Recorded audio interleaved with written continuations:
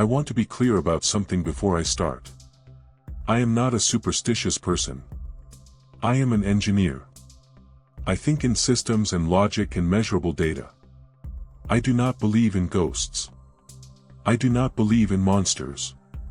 I have spent my entire adult life trusting what I can see, touch, and verify.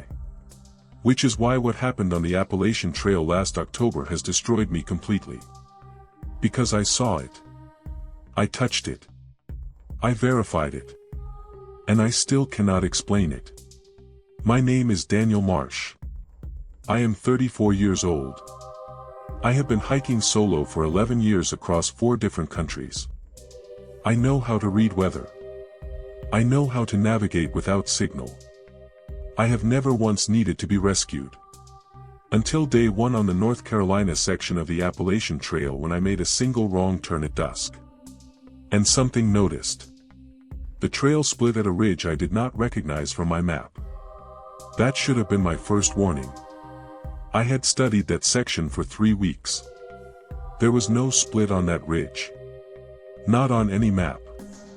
Not on any forum post. Not on any GPS record I had downloaded before leaving. But there it was. A clear path, worn down like it had been walked thousands of times, leading north into a section of forest that my map showed as solid rock. I took a photo of the split. I checked my compass. I chose the left path assuming my map had an error. Within 20 minutes the trail disappeared completely. Not gradually. Not fading into overgrowth. One step there was a clear path. The next step there was nothing but untouched forest in every direction. I turned around to go back. The path behind me was gone too. I told myself it was low light playing tricks. I set up camp, ate, and slept. In the morning I would navigate out by sun position. Simple. Logical. Solvable. At exactly 3 a.m. I woke up to the sound of footsteps outside my tent. Heavy. Deliberate. Slow. I lay completely still and counted them. 12 steps in a circle around my tent. Then silence.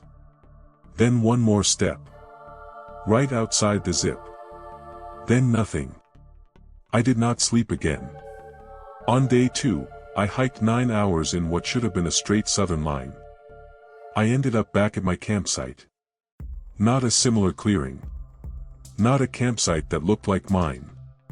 My actual campsite. My tent peg was still in the ground exactly where I had pulled it out that morning.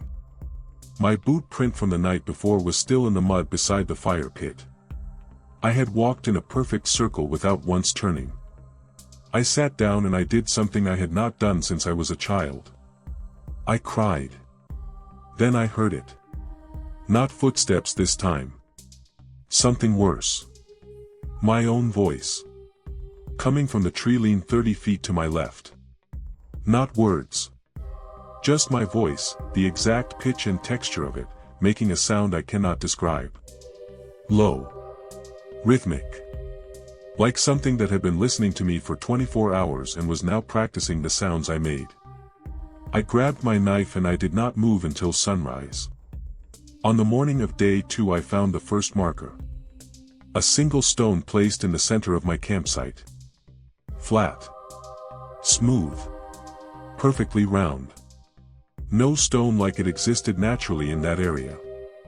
Underneath it was a photograph. A photograph of my campsite. Taken from above.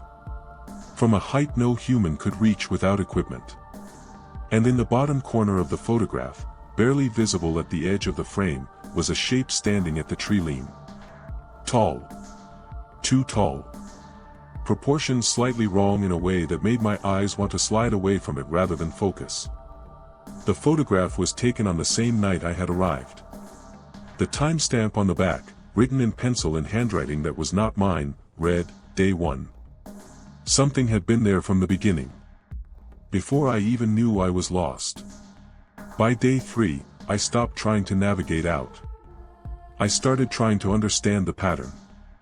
Every time I walked toward the sound of water, the sound moved. Every time I climbed to higher ground for visibility, the fog arrived within minutes and closed everything down to 20 feet. Whatever was controlling the geography of that forest did not want me to find the edge. It wanted me to go deeper. At noon on day 3 I found a second stone. Underneath it was another photograph.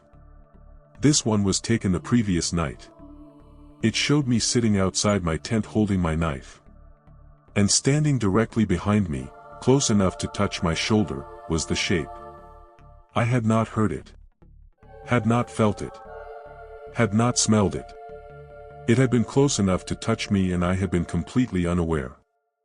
I turned the photograph over.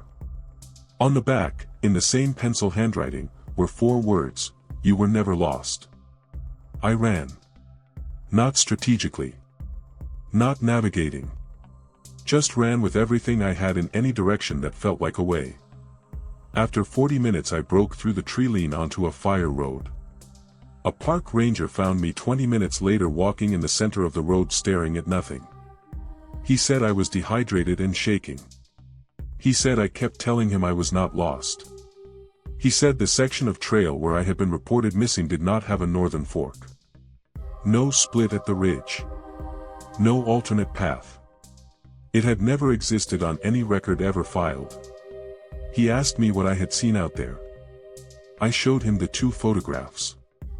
He looked at the second one for a long time. Then he looked up at me. Then he looked back at the photograph. He handed it back without a word, got in his truck, and drove away.